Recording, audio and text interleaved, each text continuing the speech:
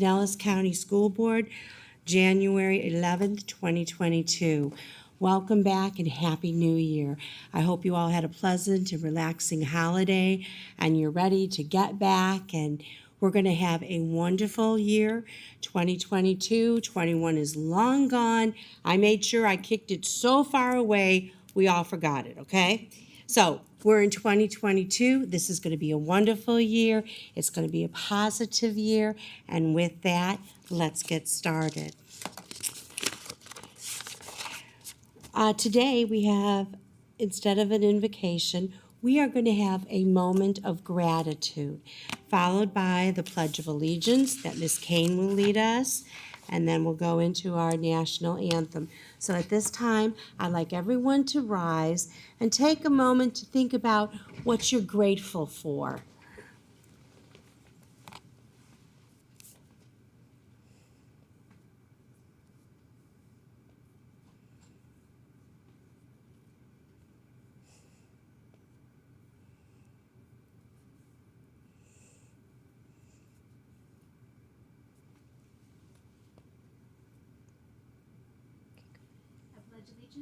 To the flag of the United States of America, and to the republic for which it stands, one nation, under God, indivisible, with liberty and justice for all.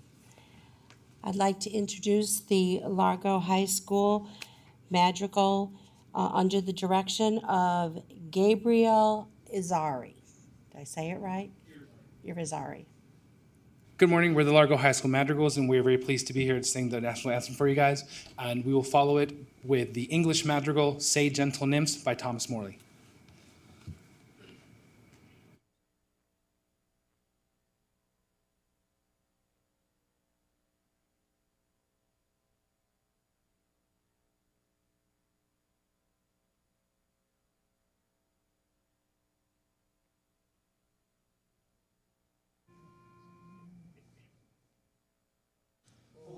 Say, can you see by the dawn's early light what so proudly we hailed at the twilight's last gleaming, whose broad stripes and bright stars through the perilous fight o'er the ramparts we watched were so gallantly streaming, and the rocket's red glare, the bombs bursting in air, gave proof through the night that our flag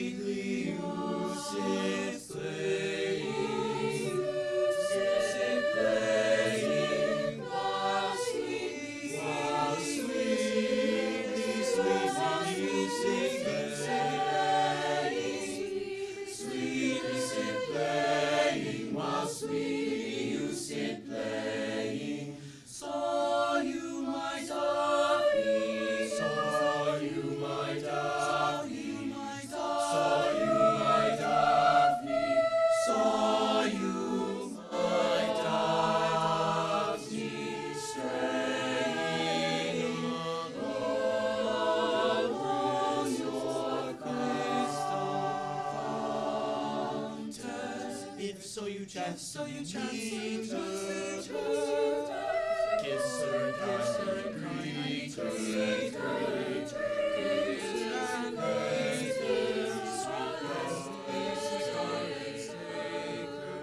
sweet from me, and say from me, and say from me, I never will, I never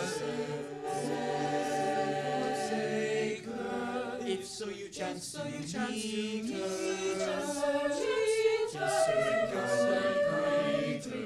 kiss her and greet her, sweet eyes, forsake her, and say from me, and say from me, and say from me, I never ever will forsake her.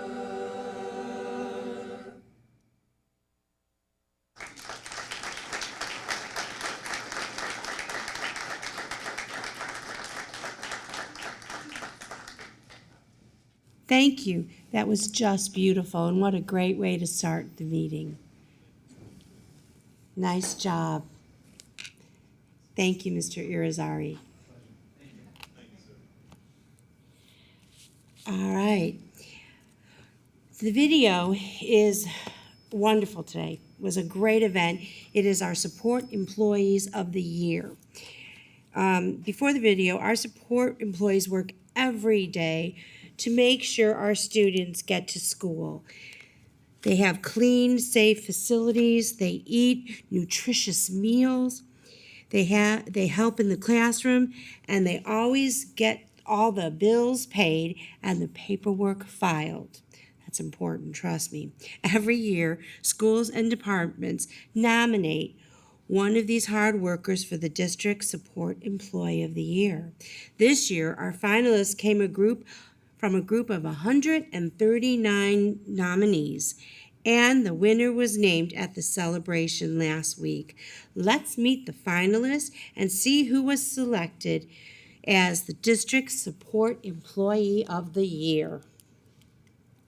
Hi, my name is Nicola Rischel, and this is my third year teaching the VPK unit at Orange Grove Elementary. All right, does anybody remember what month we are in? The kids, the relationship that we get to build with the kids is honestly my favorite thing about teaching, and seeing them learn and grow, is very rewarding. Mrs. Rischel is not only an amazing person, but she is a teacher in every way. But she transforms her classroom every single week into something different. One week it's a fire station, one week it's a police station, one week it's a recycling center. I have learned that I have more patience than I thought I had.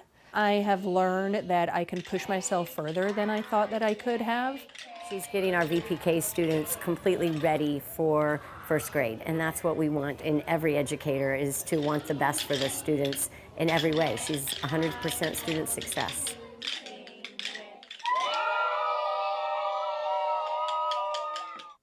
Hi, I'm Jody Gettenberg, and I'm the food service manager here at Sandy Lane Elementary in Clearwater. I was beyond shocked to be nominated, first of all. It was a humble honor to be nominated. And then to be selected as a finalist was beyond anything I would have ever imagined. I nominated Jody because she is so deserving of this honor. She is so positive. She loves our students here at Sandy Lane. It's all about the kids. Everything she does, as hard as she works, is all about making this a vibrant, healthy place, obviously, for the nutrition, but she just makes it come alive. The best part of my job is seeing the kids come through the serving line, and when they smile because they like the decorations, or they're excited, we're having something special that they wanted to eat, and when they come up and give you a big hug or ask for a hug. I mean, that's why I do what I do. Hi, I'm Barbara Frank. I'm the Secretary for Performing Arts to Ajori Spencer. I work with referendum money that is greatly appreciated. I move millions of dollars out to the schools. I move capital outlay money for instruments that they desperately need in their classrooms.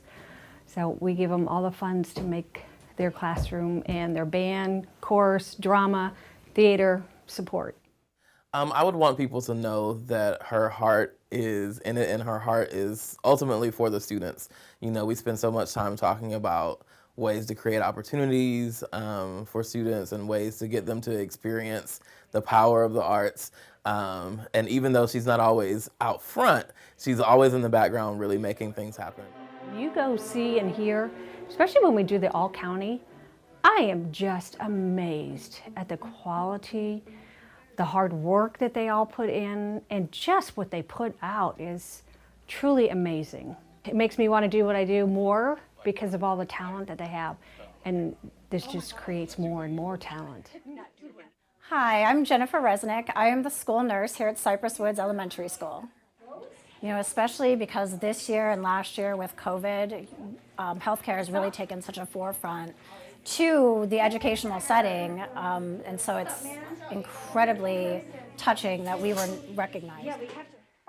Jen is amazing, just with 750 kids in an elementary school and trying to also meet their health needs. We have a wide range of health needs here at Cypress Woods, and she is running around this campus all day, supporting our students who've gotten hurt at PE, need medicine. She's popular on this campus. Everybody knows who Miss Jen is. I love this job for a variety of reasons. I'm like the pizza guy. Nobody's ever sad to see the pizza guy. All the kids are always so happy to see me and they're ready to hug me, or even if they're not feeling well, you know, they just need that little extra emotional love sometimes, and that's what drives you, even in the hard moments when it's, you know, broken bone or an emergency. You know, it's all those little things that just get you through. My name is Ed Wallace. I'm the head plant operator here at Lakewood Elementary. I live in the community, so I take a great deal of pride in making our school look nice for our community and for our kids and our parents.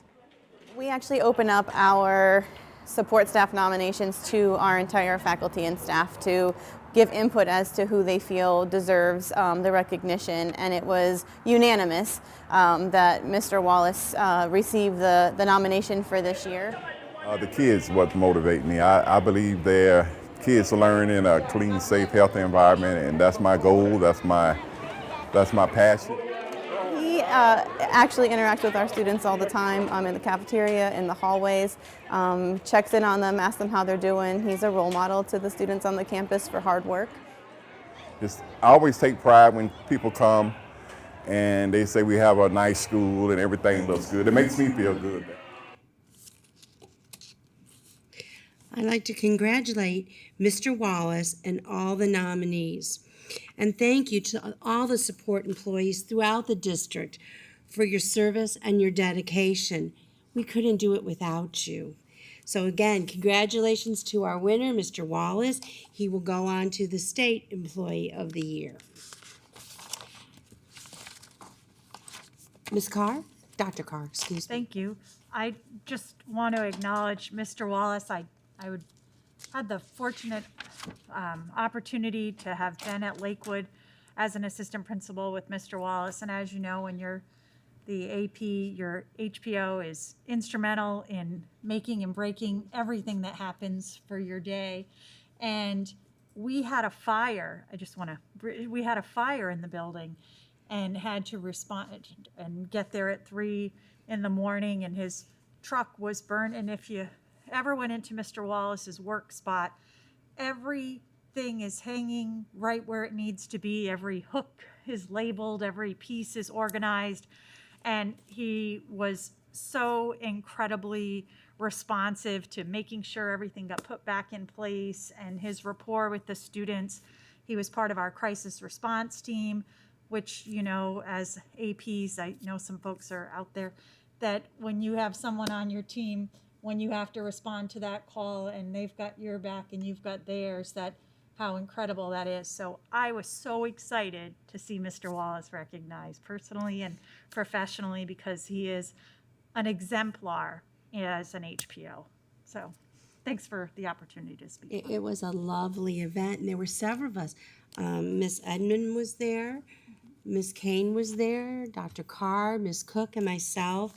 It was a wonderful time, and Mr. Wallace was so humble.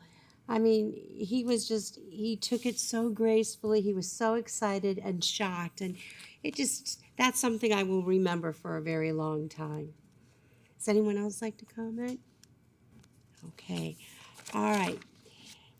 We are now going to do introduction of professional and community organization reps. Miss Isabel Mascarenhas.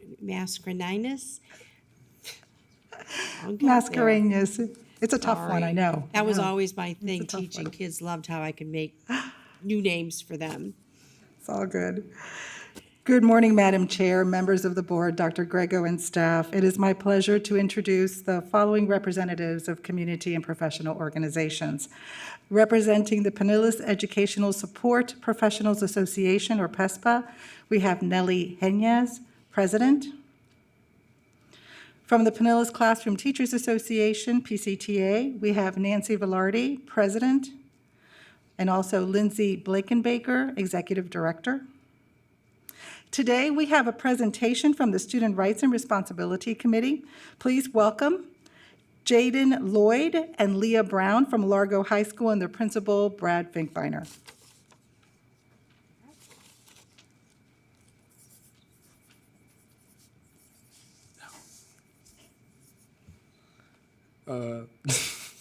Good morning, school board members and Dr. Grego. My name is Jaden Lloyd, and I, along with Leah Brown, are honored to represent Largo High School this morning. I represent our Scholar Program, which is our non-magnet program. Largo High School has grown in the last 10 years from 1,500 students to 2,100 scholars as of today. We also have increased our graduation rate from 75.9% in 2013 to 96.5%. We had the largest increase of graduates of the traditional high school at 2.3%. In the 2020-2021 school year, our graduation rate for our African American scholars was 95%. Our Hispanic cohort had a graduation rate of 96%. Excuse me. And our Asian scholars had a 100% graduation rate. Our at-risk graduation rate this past year was 92%. We are very proud these rates have continued to increase this year. Largo High has developed many opportunities for our scholars to enroll in advanced placement and dual enrollment courses. Our acceleration cell for college and career readiness has continued to improve, and our goal this year is 75%. One of our main initiatives is for all scholars to be able to take more rigorous courses to be prepared for post-secondary opportunities. Largo High has over 50 extracurricular clubs, and scholars are encouraged to participate. Our academic team, nicknamed the Nerd Herd, continues to perform well in district competitions. We have won multiple district championships and participated in state series competitions, including football, tennis, golf, volleyball, basketball, and track and field.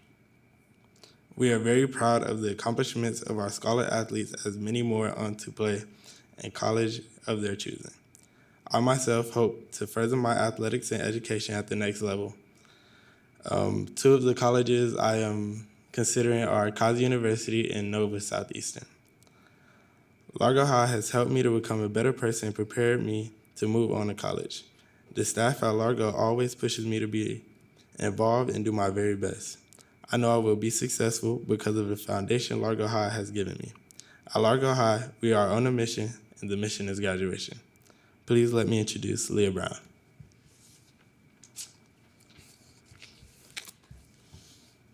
Good morning, school board members and Dr. Grego. My name is Leah Brown, and I'm honored to represent the magnet programs at Largo High School. We have two magnet programs within our school, Excel and the IB program.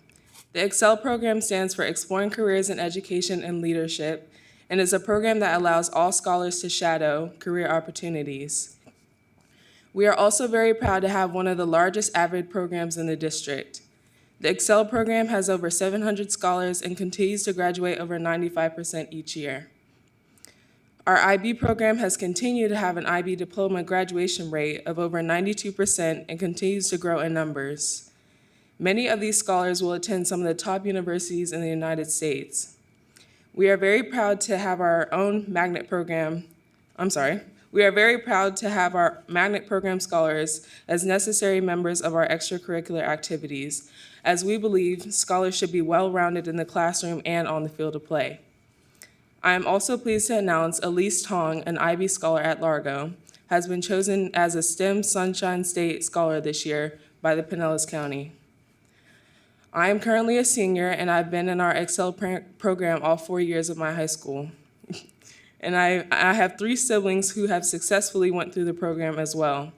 My oldest brother, Harry, who is now a mechanical engineer who graduated from Florida Tech University on a football scholarship. Solomon, who currently attends the University of Minnesota on a football scholarship. Naya, who attends Georgia State on a track scholarship. And I plan to go to college on a track scholarship as well, possibly attending either Duke or Howard University. Excel has helped me to get ahead in school by allowing me to take multiple higher level classes, such as honors, AP classes, and eventually even taking dual enrollment classes while still being at school. It has helped me to explore careers by shadowing a few of my future job interests, which ultimately helped me to decide that I want to be a pediatric PA in the near future. This program has helped me to hold myself accountable, so much so that I currently have a 4.0 GPA while being a dual sport athlete, as well as being the captain of those 2 sports, track and volleyball. I credit a lot of my success to our supportive teachers and our AVID program, which offers in-class tutoring. I am currently enrolled in 3 AP classes, AP Art, AP Statistics, and AP Literature. I am in various clubs such as National Honor Society, National Art Honor Society, National English Honor Society, Mu Alpha Theta, which is Math Honor Society. I am in Senior Council, Student Government. I am the treasurer of our Japanese Friendship Club, vice president of the African American Student Union, and I am the president of our Largo Lifting Club, which is a weightlifting club at Largo. I would just like to conclude with the fact that Largo has given me plenty of opportunities to explore my many interests and even act upon them by being able to start my own club, the Lifting Club, which now has grown to over 40 members. One of our mottos at Largo is to be a learner and a leader, and we believe it is very important to learn something new each day and then lead others. I feel Largo has given me the leadership skills needed to be successful in life. Thank you for your time, and we are very proud to be a part of Packer Nation. Thank you. And I believe they have their principal here, Mr. Brad Finkbinder. Stand up. That's a wonderful. Your kids are fantastic. Thank you for all you do. That really gets us off to a good feeling. All right, moving on.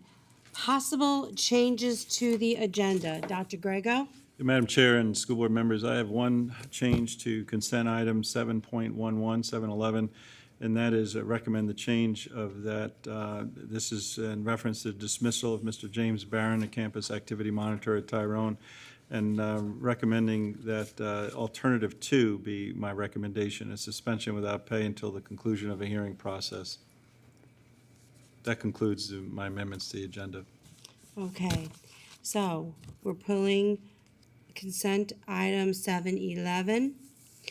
You're just changing my recommendation to alternative 2, number okay. 2. So let's have an adoption of the. So, Madam Chair, you just need to find good cause.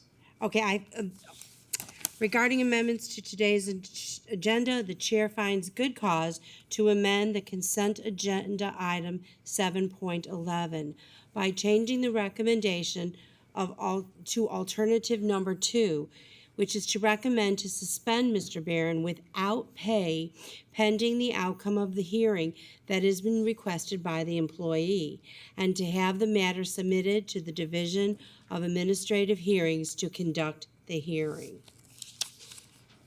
So, let's do the adoption of the agenda. Do I have a motion? Ms. Hine? Do I have a second? Ms. Cook? All in favor of adopting the agenda, say aye. Aye. Any opposed? All right, it passes 6-0. All right, let's go to special order. We have the recommendation of First Responders Appreciation Week from January 10th through the 14th. At this time, I'd like to turn it to Dr. Grego. Thank you, Madam Chair, and to the board. This is always a very special occasion for all of us. I was in the back saying hello to all of our first responders in all various walks of service, and one of them said, they really appreciate us, and I said, I really appreciate you, and so we really appreciate you on a daily basis. But I want to say to the board, thank you for taking this time to just take a breather and to say to our first responders in all areas, thank you for what you do every day. This is one day and one time, and I think it's important, but your work with us and the collaboration that you have with us every day in every school with every principal is so critical to our success in running a school district. So I will speak for the board to say a heartfelt thank you. And with that, Mr. Mark Hunt, the Executive Director of Career, Technical, and Adult Education, will present this Appreciation Week. Thank you, Dr. Grego, and well said. Good morning, Mrs. Long, school board members, Dr. Grego, and staff.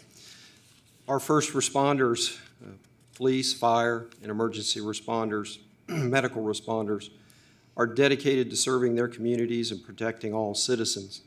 They are the first to run toward danger and shepherd all others to safety without thought of their own well-being. Each day, the risks presented to this elite group grow increasingly more severe and all too numerous, yet they remain vigilant and are ready to answer the call. Just this week, we saw stories in the news about police officers pulling a woman from a burning car in Pasco County, police officers in California pulling a pilot from a downed aircraft on a railroad right before the train destroyed the airplane. Amazing. And of course, the firefighters that went into those burning high-rises in New York and Chicago and rescued the residents of those buildings. For that, Pinellas County recognizes the second week of January each year as a time to formally recognize and show our appreciation for first responders. The service that police, fire, and emergency medical responders across Florida and across this district provide each and every day cannot be measured in quantifiable terms, yet has a significant and lasting impact on all they serve. Our recognition today of their service is a small token of our esteem for their devotion and their commitment to protecting everyone in our community. With us today, I'd like to introduce Commander Josh Stone from Gulfport Police Department, Lieutenant Dennis Dodson, Pinellas County Sheriff's Office, Chief Richard Graham from the Lealman Fire Department, Major Mike Wallach from Clearwater Police Department, Lieutenant Nate Burnside from the Clearwater Police Department, Sergeant Tom Lulick from Clearwater Police Department, Sergeant Ben McBride from Pinellas County Schools Police, Chief Heather Buford from the Seminole Fire and Rescue, Chief Rob Angel from Pinellas Park Fire Department, and with us this morning, some potentially future first responders from Pinellas Park High School, joined by their assistant principals and guidance, Dr. Jalika Waugh from the representing the Criminal Justice Academy, and from the First Responders Academy, Paul Peppers. So with that, let's please give these fine individuals a round of applause.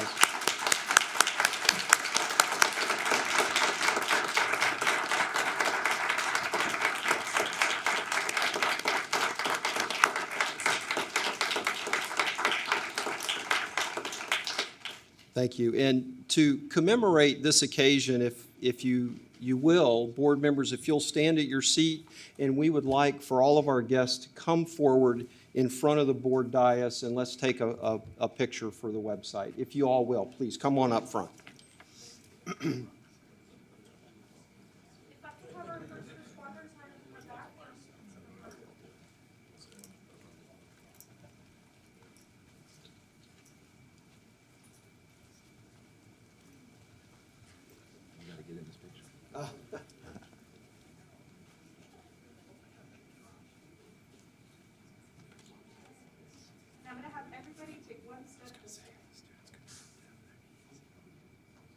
What if we had the students drop down on one knee? Yeah, that would be fantastic.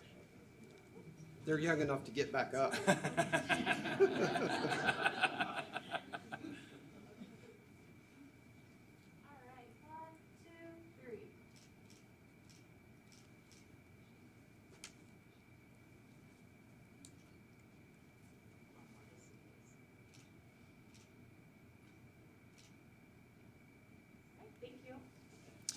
Thank you all very much. And as you leave, we have a token of appreciation from the Career and Technical Education Department in the Pinellas County Schools. Thank you all very much.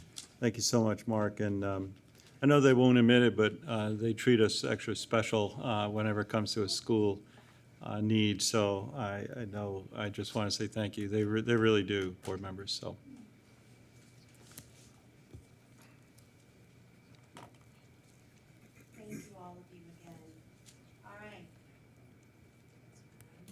Okay, now it is.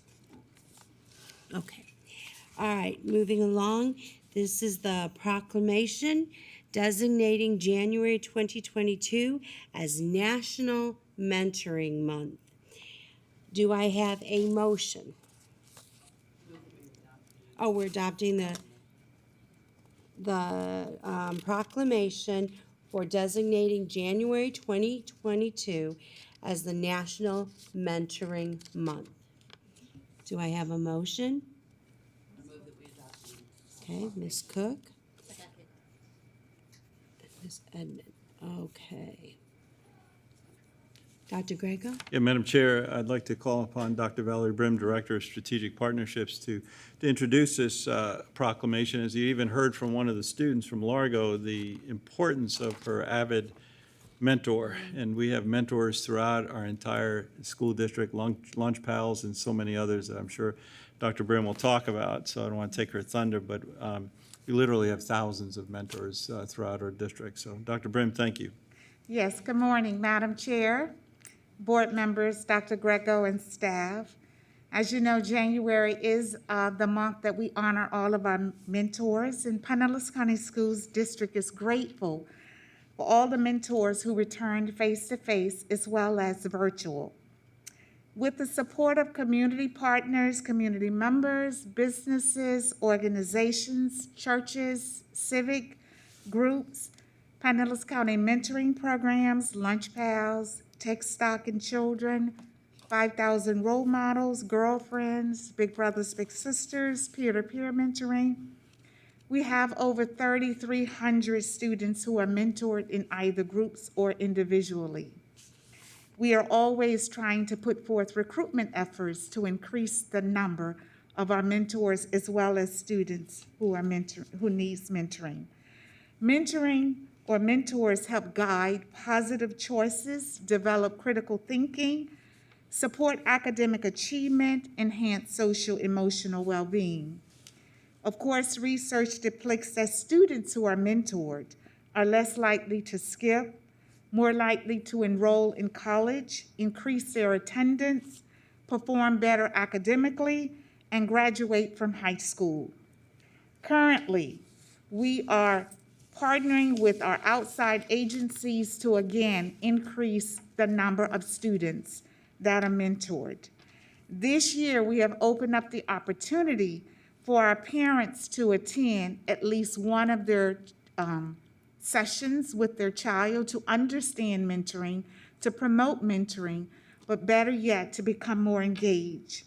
We also have continued our career conversations, a mentor coffee hour, for our virtual meetings that permit students to discuss careers with keynote speakers and allow mentors to be engaged and network with each other.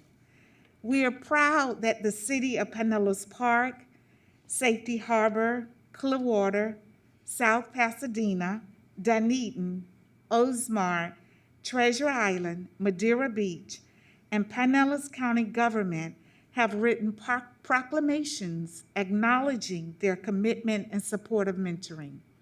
Ms. Leonard Ducey, who is our new volunteer district coordinator, Mrs. Bushman, our Lunch Pals coordinators, and I will be attending these meetings throughout this month to receive the proclamation.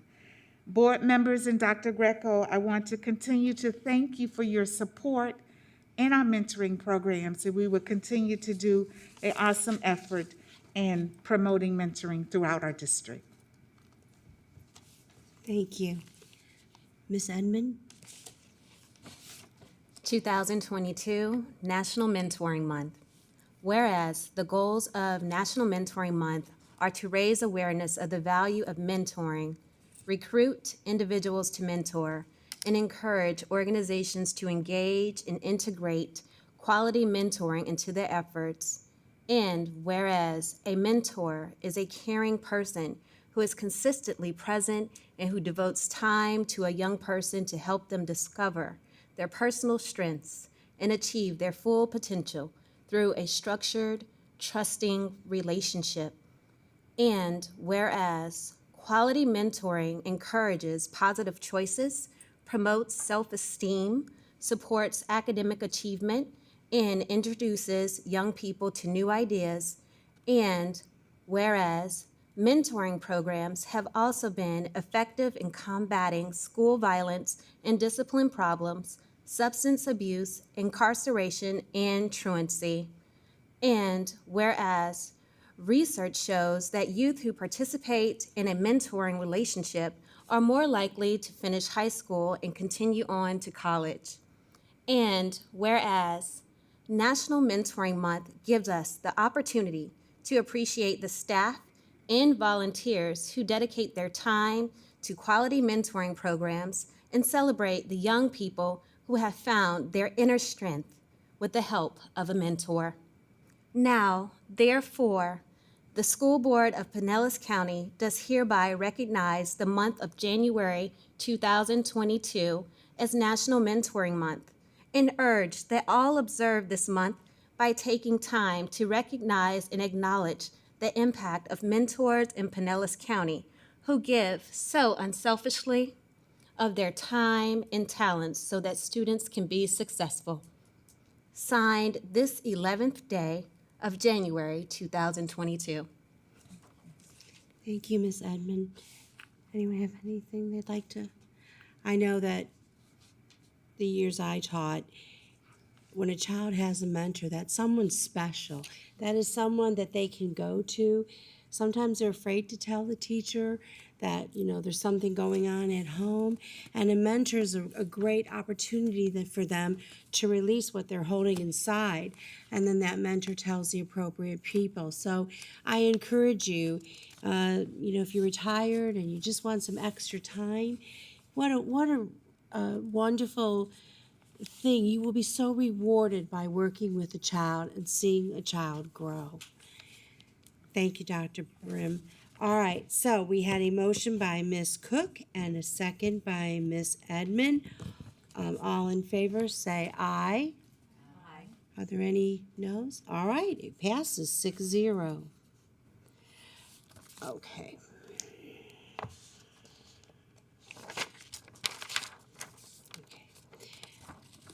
Comments for the public members wishing to address the board.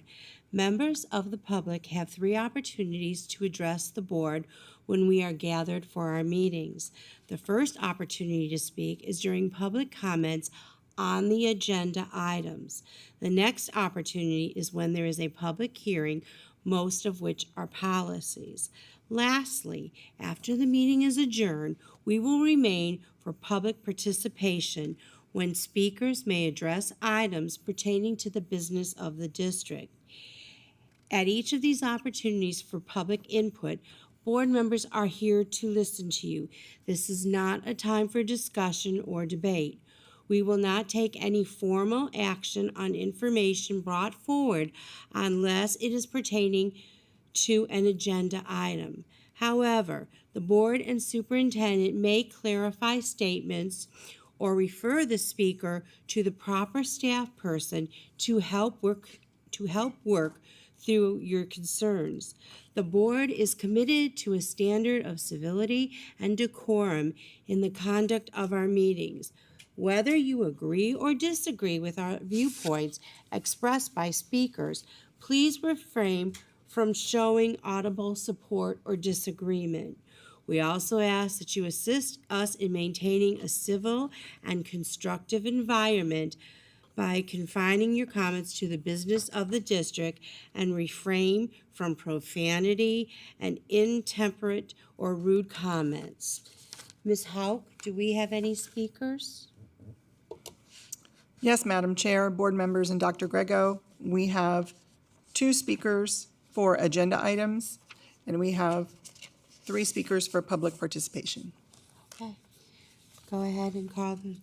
Our 2 speakers for agenda items are Renee Chia. She is speaking to 7.6, 7.7, and 7.9, and David Happy speaking to item 8.1.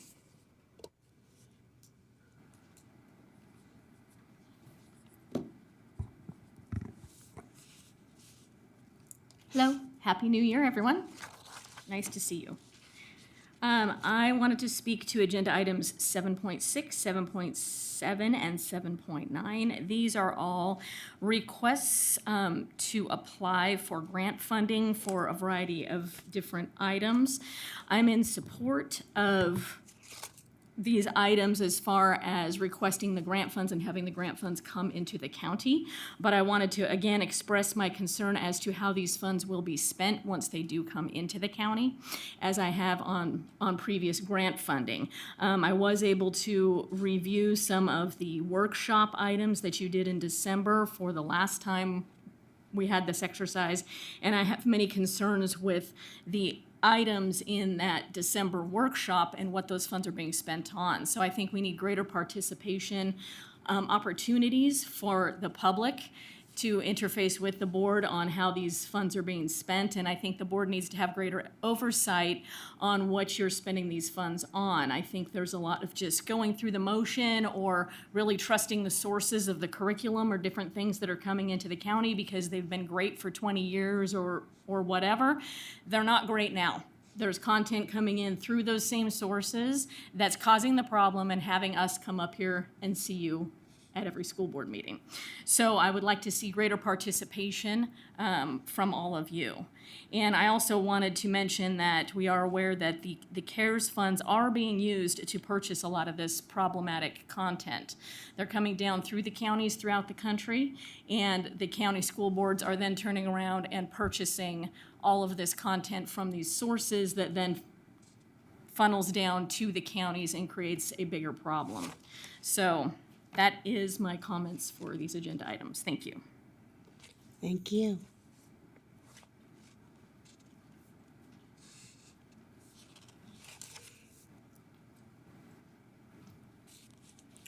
Good morning. My name is David Happy. Chairman Long, Vice Chairman Kane, welcome. We are so thrilled to have you with your new position. So good luck and God bless you in this upcoming school year.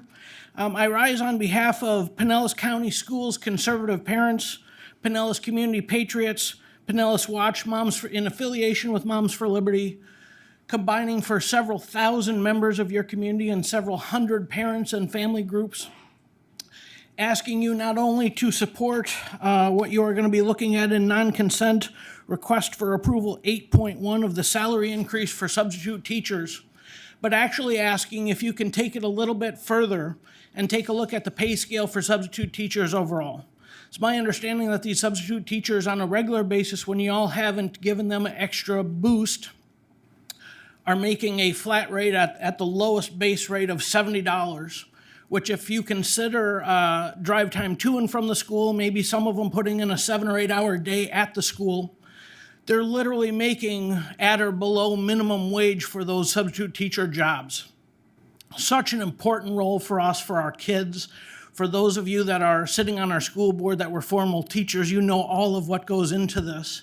So I'm asking you not only to approve what's in front of you today for the short-term basis for these substitute teachers, but really take a look at, we know that almost 40% of we're all property taxpayers here in Pinellas. Almost 40% of our property tax money is coming into the school district, and there's no better place than to increase the wages of these teachers, increases the wages of these substitute teachers. If y'all need a laundry list of places to look for the money, I certainly can give you one, because there are some areas that we'd love to see cut. But the right thing to do is to take care of these teachers, get our teachers a raise if we can, certainly undergird these substitute teachers. Now more than ever, we need them, and they have such strong value to us. So on behalf of the several thousand members that I'm here speaking on behalf of these community groups, I ask you to approve this today, which I think that you will. You'll probably approve unanimously. But on a more macro basis, take a look at this overall and see if there isn't more that we can do for these teachers and substitute teachers. Thank you. Thank you. All right, that's moving on to unfinished business. Okay, public hearing to consider the amendments to policy 8600, transportation. This is the second reading, and there are no changes from the first meeting. Dr. Grego? Yes, Madam Chair and school board members, as you remember, Mr. Herbeck and company, his transportation department, really discussed some of the changes and modifications of this particular policy and where and why it was so important to us. So we have Mr. Herbeck here, but we also have Leanna Eisen, Director of Strategic Planning. I'll just review with you those discussions and during our workshop. Good morning, Madam Chair, board members, Dr. Grego, staff, and community. As Dr. Grego mentioned, I'm here to present the amendment to policy 8600, transportation, for public hearing and approval. There have been no changes since the first reading. As discussed at the board workshop in October and the first reading in November, the policy amendments being proposed today include the authorization of the superintendent to disperse reimbursement to parents and guardians for isolated transportation, which improves the efficiency and timeliness of reimbursement to families for that transportation. Assurance that routing procedures are systemically outlined and documented within a procedures manual, and that the language mirrors statutes defining hazardous road conditions and the appropriate crossing of multi-lane roads for secondary students, as long as it's deemed safe for pedestrian crossing. That concludes our presentation of second reading and recommendation to approve the amendment to policy 8600, transportation. Thank you. I got ahead of myself, didn't I? I need a motion. Lisa Kane, okay, and a second? Second. All right. If there's any questions of the board, Mr. Herbeck is also here, but so. Any questions? Ms. Hauk, we had no speakers, did we? No, Madam Chair, there are no speakers for this agenda item. All right. No one? All right. Well, with that, let's take a vote. All those in favor say aye. Aye. Any against? All right, it passes 6-0. Okay, moving on to the approval of the consent agenda items. Do I have a motion? Ms. Kane, and a second? Okay. Ms. Hine, okay. And with that, Dr. Grego? The next item is the 8.1, the non-consent. Yeah, I should have had a vote. I'm sorry. I'm still learning. All right, all those in favor of the consent agenda, say aye. Aye. Okay, it passes unanimously. All right, now, we had a motion in a second. Okay. Non-consent, request approval of salary increases for substitute teachers. Do I have a motion? Motion. Okay, and a second? All right.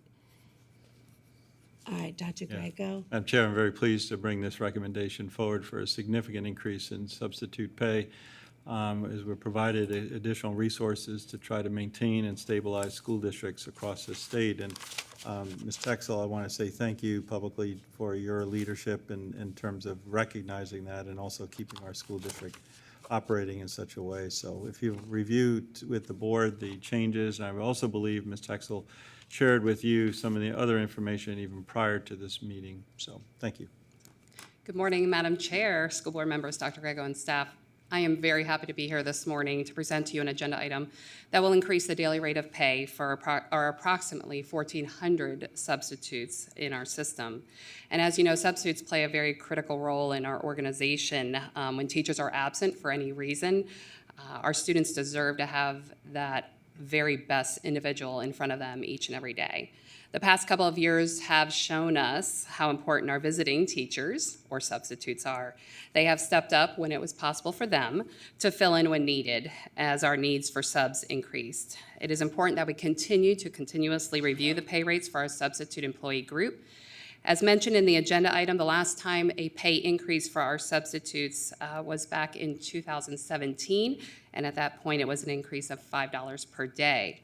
Today, we're recommending a much more substantial increase, and you'll notice that our substitutes with bachelor's degrees show an increase of $75 to $125 a day. We have premier sites, and those are sites that we identify as just a little bit more struggling to get our subs. We have an incentive for those sites, increasing those from $95 to $140 per day. And we maintain that additional $40 a day for those substitutes and those positions that are identified as long-term. Anytime a teacher needs to be out for long-term reasons, for maternity leave or other types of leave, we do have a long-term sub in place, and so we have that extra incentive for them based on the duties that are required. Similar pay rates were implemented for a limited time over the past several months just because of our need for hiring substitutes, and during that time our fill rate did increase significantly, so it did have an impact. These increased rates will also bring us more in line to our neighboring districts, which will hopefully positively impact our recruitment and retention of our substitutes. And funds for this pay increase over the next 3 years will be provided through the American Rescue Plan dollars, which will allow us to budget district funds to continue that adjusted amounts beyond that time. We truly appreciate the work our substitutes do on a daily basis each and every day. And so on behalf of the superintendent's staff, we are recommending you approve this agenda item today. Dr. Carr? Thank you, Ms. Texel, and I appreciate the efforts made, and Mr. Smith as well, to ensure that this is something that's sustainable over time and how we have utilized these funds, because oftentimes much of our funding streams are specifically allocated to areas that do not allow us to transfer and add additional funding and pay raises where we may have wanted to place them. So really appreciate the time and energy putting in to maintain this after that money runs out. Absolutely. Anyone else? All right. We had a motion by Ms. Kane for the request approval of salary increase for substitute teachers, and a second by Mrs. Cook. All those in favor say aye. Aye. Passes 6-0. All right. That's a wonderful item. It makes us feel really good. All right, on to new business. Dr. Grego? Yes, Madam Chair, as one of our students alluded to, I want to speak because it's the first time we've been together since the graduation rates were released by the State Department of Education. And once again, I want to emphasize, as I did last Thursday with all the principals, that this is our district graduation rate. It's not a high school grad, it's a district, even though people refer to it as that. And so it is so important that our elementary principals and staff and our middle school and high school celebrate this, because it's that continuum of from pre-K, as you saw, from VPK all the way through 12th grade that makes a graduate. It's not something that you can just turn on the last few years of your high school career. So 92% was our goal, and we hit it. It was an aspirational goal, and through these times and these difficulties, we were very, very pleased that we were able to reach it. We certainly, as Pinellas, and might sound like we're bragging, but it's okay. I think other districts would do the same if they were in that same category, but we are leading the state and large districts and also the Tampa Bay area with the highest graduation rate of the 10 large districts and also the Tampa Bay region. But also, I'm very proud of the graduation rates and of some of our subgroups. We have no graduation gap with our Hispanic and non-Hispanic, as the graduation rate for our Hispanic scholars is 92%. Our African American graduation rate was at 86.3%, up nearly a full percentage point and 30 percentage points since 2012 and 13. I'm extremely ecstatic about our students with disabilities, and as their graduation rate rose 2 percentage points to 83.8, outpacing the state for the first time in our history. The state was at 82.3.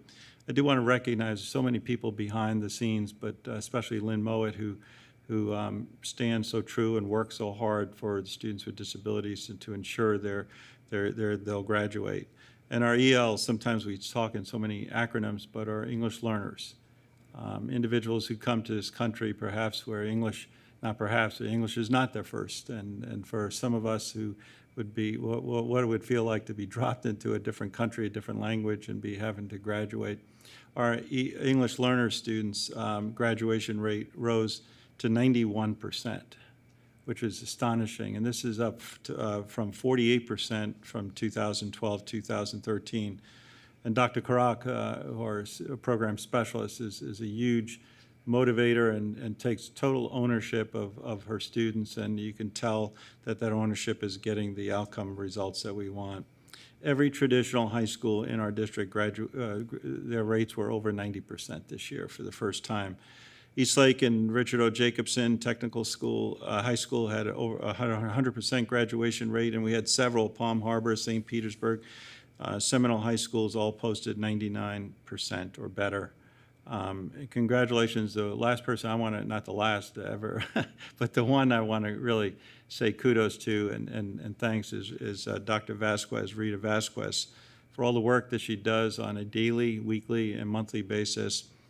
Following the data, following where our ninth graders are. People have asked me, so how is it that Pinellas County continues to increase the graduation rate? And basically, we take a look at the middle school strength of our students and where they're graduate ready, high school ready, and we take a look at the strength of the ninth grade freshman year. We take a look at the strength of any credits that may be a deficit in 10th grade, and we ensure that students fill those gaps then at that time, that they do not wait until they are juniors or seniors. So it becomes a plan that is truly a K through 12 plan to ensure higher graduation rates. Congratulations also to this board.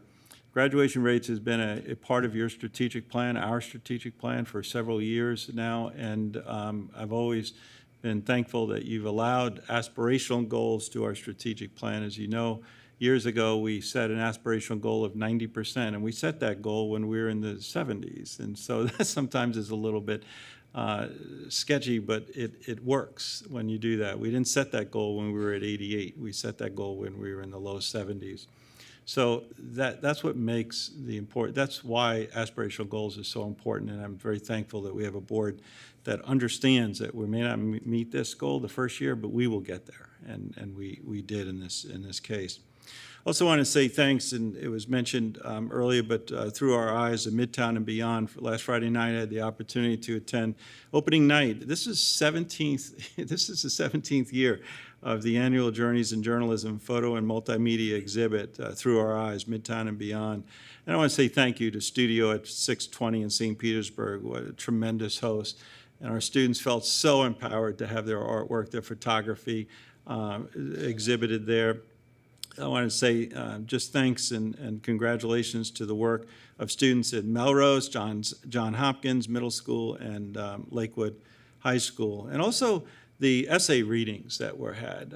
We had students from Melrose, a 3rd and 5th grader read their poetry, and also 11th grader from Lakewood read their poetry. So the theme of this year was reflections, and this year they also displayed their essays and reflecting over the experiences that they had. And it was really wonderful to hear those experiences that they had over the last year. Thanks to all of those the leaders who put on that. It takes a lot of work behind the scene. Caitlin Stoneburner and Chastity Downing, our new 6 through 8 language arts specialists, and Caitlin is the new Journeys in Journalism coordinator. Thank you for their work. The studio and their display will be open and running through January 25th. So if you weren't able to get there and you're in the St. Petersburg area, please do visit the studio at 620 and see our students' proud work. I too want to just say again, thank you to all of the agencies and all of the individuals out there in our community who support our mentoring and mentors and the importance of mentoring. There are some cities and mayors who say to their employees that you can take your lunch and you're allowed to go off into a school, into a neighboring school, and that takes an effort. And I want to just say thank you publicly to every and all agencies, corporations who really make it a priority of their business so that their employees give back into their school community.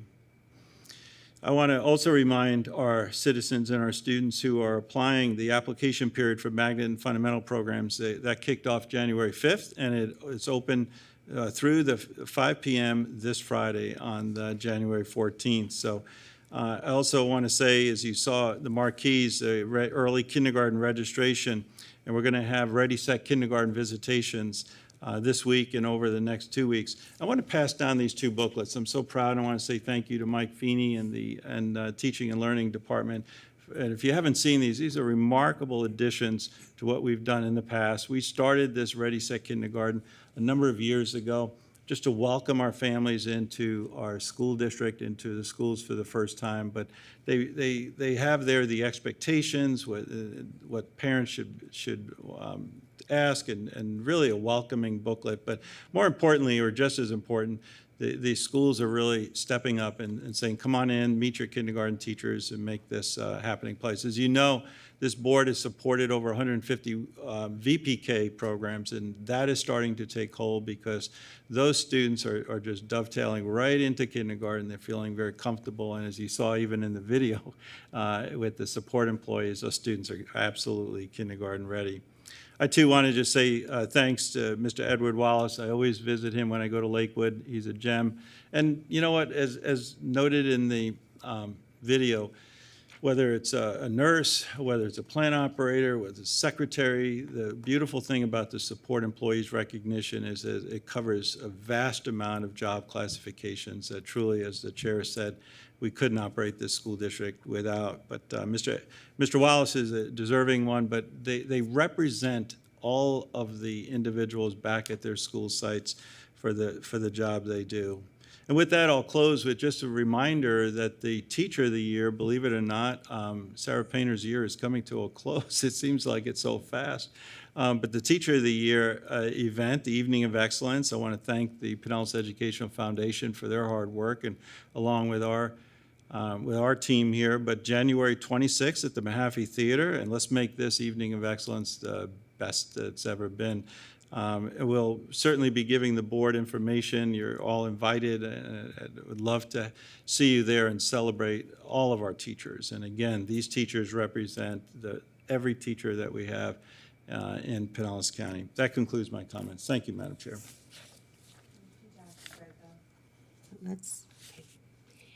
All right, moving on.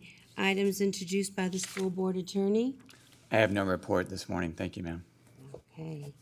All right, items introduced by the board.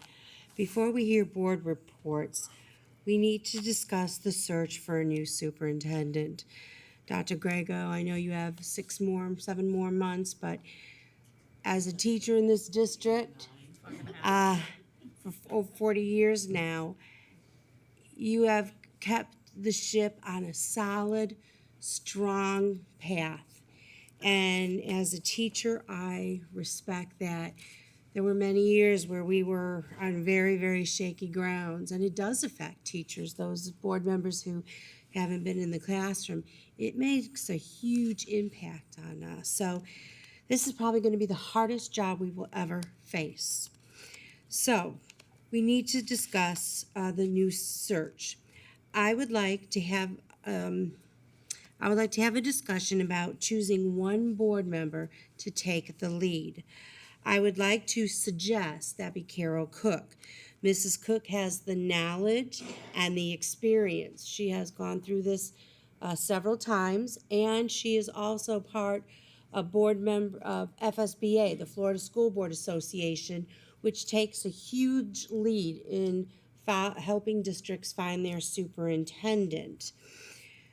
So I'm going to open up the floor for comments, and I see that Dr. Carr, I'd like to start with you. Thank you.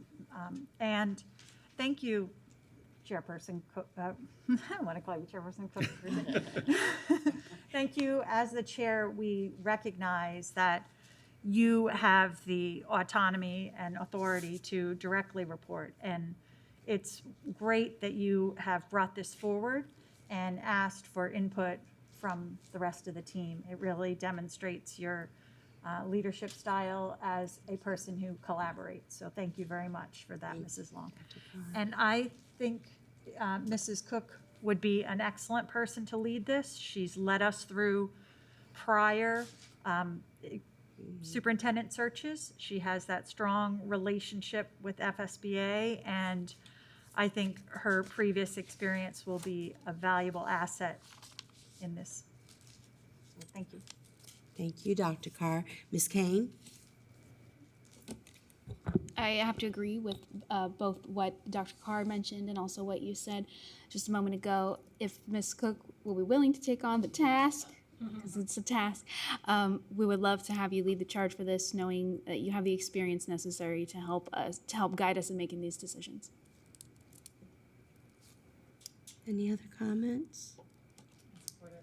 Support it. Yeah. Ms. Edmond?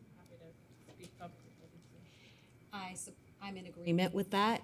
And all the comments made, I just would like to know how will the information be provided back to us as a board? Right, right.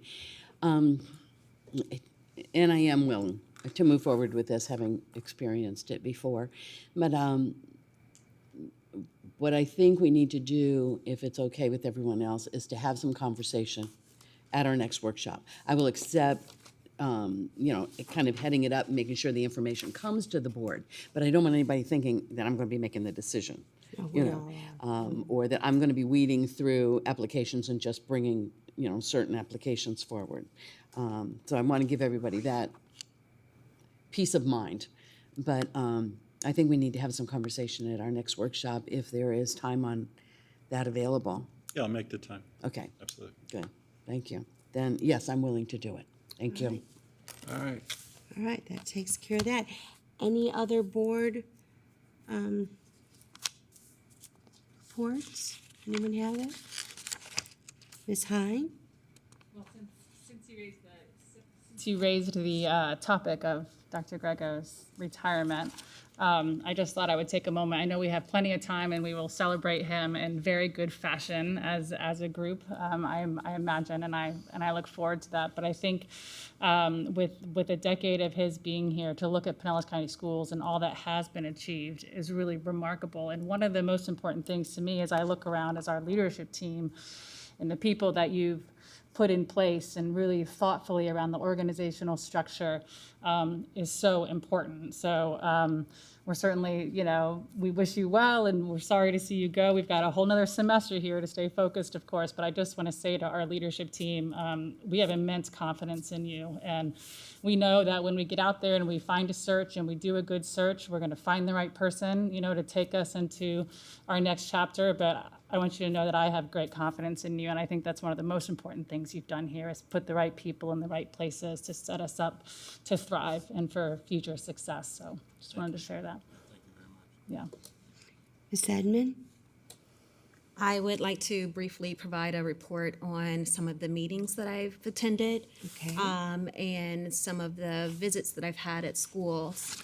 One was with Feeding Tampa Bay staff and PCSS staff at Oak Grove Middle School, just specifically to learn more about their food pantry and the outreach. And it was suggested that all board members, if interested, learn more about the work that's occurring with Feeding Tampa Bay and that partnership that Mrs. Matt Way really helps lead and put together. They would like to expand, so I'm looking forward to conversations and seeing how that comes to fruition later on throughout the years. So that's also just a good experience to go out and see and hear from staff and students the impact of the pantry. Also, you are aware that I'm on the Pinellas Community Alliance Committee, as well as some of the transitions that have occurred with Eckerd and Family Support Services. So most recently, we had a meeting yesterday where we heard from the Sheriff's Office, as well as the Director of FSS, and Mr. Miles, the Regional Director of DCF, where they talked about the transition that's occurring and the supports in place and how they're really working hard to recruit and retain staff, as well as have continuity with contracts that they had before. And Pinellas County Schools did have a contract with Eckerd, so there's also things in place to streamline that process or continue that partnership. Also, something that was discussed was what's called a roadmap, and I'll talk to you all later and provide you with additional information just for time's sake. And then I also would like to share with the community that January 12th at 5 p.m., there will be an interagency community meeting held virtually or hybrid, and that information will be available online. So thank you very much. Thank you. Dr. Carr? Thank you, and thank you, Ms. Edmond, for sharing about the Feeding Tampa Bay project. Had the opportunity to see the pantry at Woodlawn Elementary School, and it's something to really experience, and it's a great partnership that we have with our schools. I also wanted to express thank you to all of our alternative education sites with this increased district graduation rate. A huge element of that contributes to that is the success of our alternative education. And sometimes students can go for a period of time to alternative education and then return to their high school, or sometimes they'll stay there for an extended period of time. And the contribution they make to our graduation rate as a district is tremendous, and it's a lot of individualized attention that's put in place for those students. So I'm grateful to all those individuals who practice and work in our alternative education. And I'd also like to say thank you to student assignment. In addition to kindergarten readiness, I know on a personal level, having the experience of completing the district application recently, and as I expressed to them, it was easier than ordering from Amazon. So you could go on and just click right through. The feedback survey was great, so you can see there's still an effort for continuous improvement. There's a survey after you can finish the process to give feedback. And that whole team has really been revamped, and the leadership in our student assignment office is exceptional, and I'm really looking forward to more great things coming from that division, because a big part of what helps us improve as a district is the communication of what we have to offer, and that's something that they're working hard to do. So thank you to student assignment. Okay, anyone else? All right, moving right along. Dr. Corbett, do we have any board requests?